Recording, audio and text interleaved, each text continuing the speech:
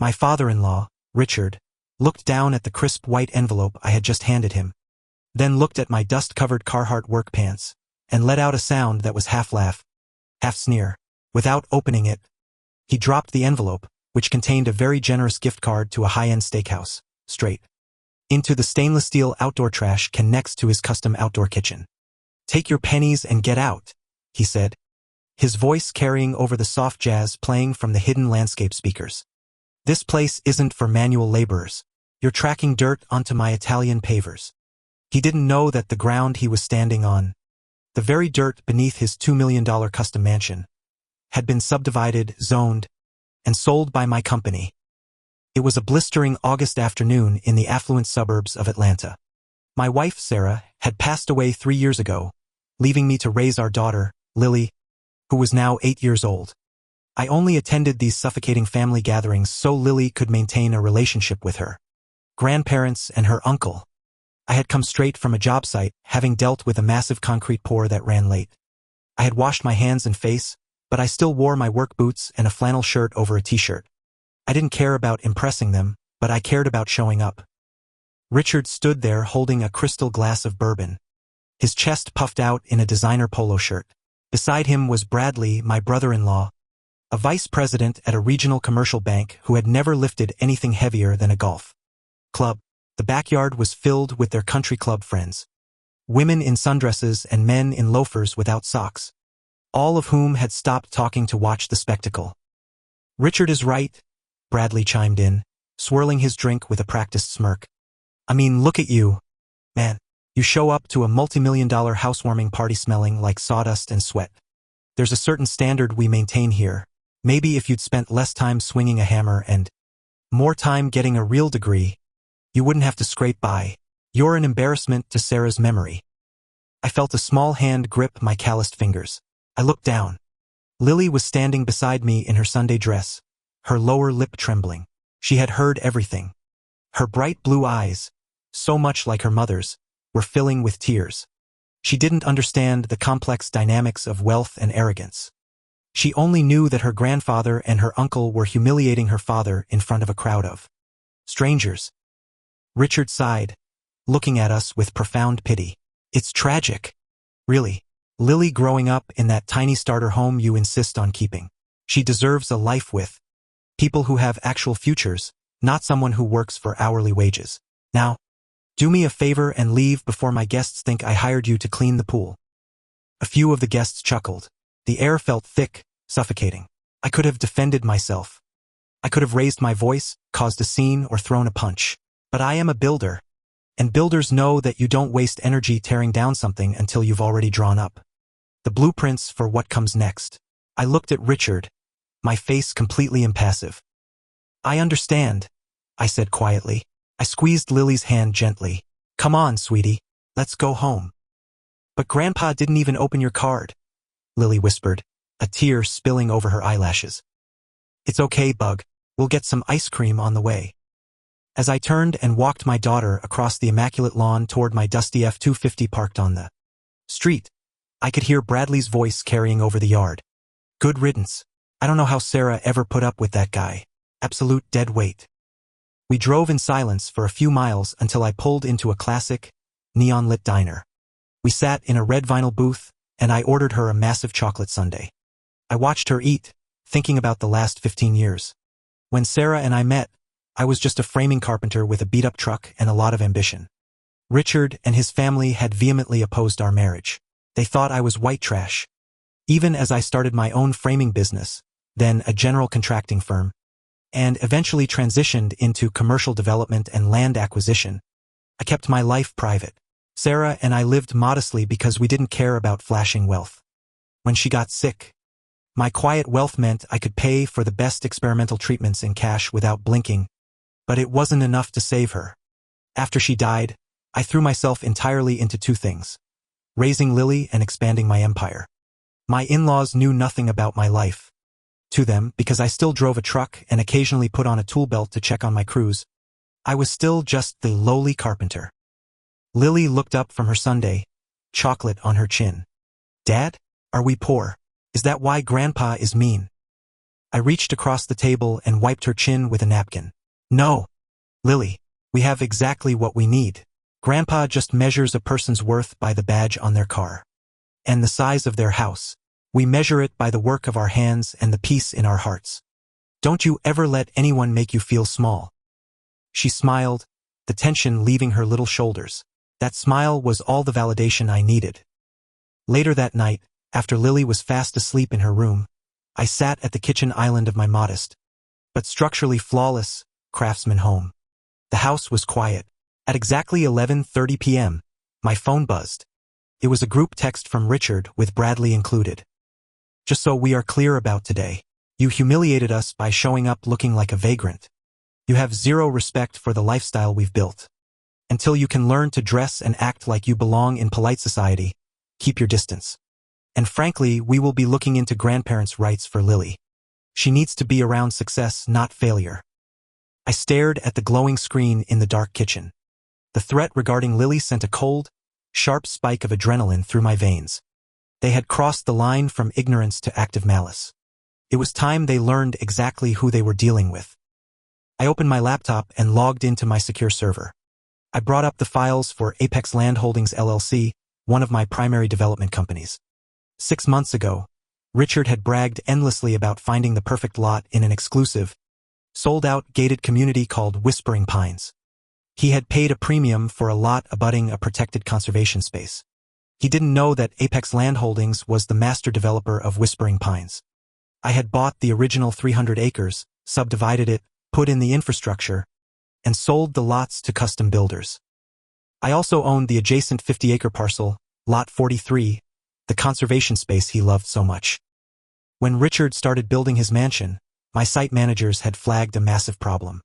Richard, arrogant as ever, had fired the community's approved surveyor because he didn't like where the property lines were drawn. He hired his own guy, a cheap independent contractor, and pushed his foundation footprint outward to accommodate his ego. He built a massive 4-car garage and a luxury infinity pool with a custom deck. I opened the official county plat map and the drone survey footage my team had taken 3 days ago. Richard's garage and pool didn't just violate the 15-foot setback requirement. They completely crossed the property line. He had built 18 feet of his concrete pool deck and half of his structural garage directly onto my land, Lot 43. In real estate, this isn't just a mistake. It's a catastrophic legal liability known as an encroachment. And when you encroach on a developer's master lot without an easement, you are entirely at their mercy. I drafted an email to Richard, copying his personal email, Bradley's bank email, and Richard's attorney. Richard, I am reaching out regarding the property boundaries of your new residence. Attached is the official county survey, the GPS drone mapping, and the deed to the adjacent parcel, Lot 43. As you can clearly see, your 4-car garage and custom infinity pool extend 18 feet over the property line onto Lot 43. Also attached is the deed showing that Lot 43, along with the master rights to the Whispering Pines subdivision, is owned by Apex Land Holdings LLC. I am the founder, CEO, and sole owner of Apex. I took a sip of black coffee and continued typing, my fingers cold and precise on the keyboard. Because you bypassed the HOA's approved surveyors to expand your footprint, you have committed an illegal encroachment. As the landowner, I am officially denying you an easement. Attached is a formal cease and desist, along with a demolition order. You have 72 hours to hire a crew and completely demolish the encroaching structures, including the pool and the garage, and restore my land to its original grade. If the demolition is not completed by Friday at 5:00 p.m., my legal team will file for immediate injunctive relief. Furthermore, I will alert the county zoning board, which will revoke your certificate of occupancy, rendering your house legally uninhabitable. I attached the PDFs. Then, I added one final paragraph directed at my brother-in-law. Bradley, since your bank provided the jumbo mortgage for this construction, you are well aware that a severe title defect and illegal encroachment immediately invalidates the title insurance. According to standard commercial lending practices, this places Richard's mortgage in technical default. I suggest you review the acceleration clause in his loan documents. I hit send. The silence in the kitchen felt heavy, electric. I walked over to the sink, rinsed my mug, and waited. It took exactly 14 minutes for the reality of the documents to process. At 11:52 p.m., my phone began to vibrate violently across the granite countertop. Richard's name flashed on the screen. I let it ring, stopped, then immediately started again. Then Bradley called. Then Richard again. They were panicked. On the fifth attempt, I answered, putting the phone on speaker. "Hello, Richard." "What is this?"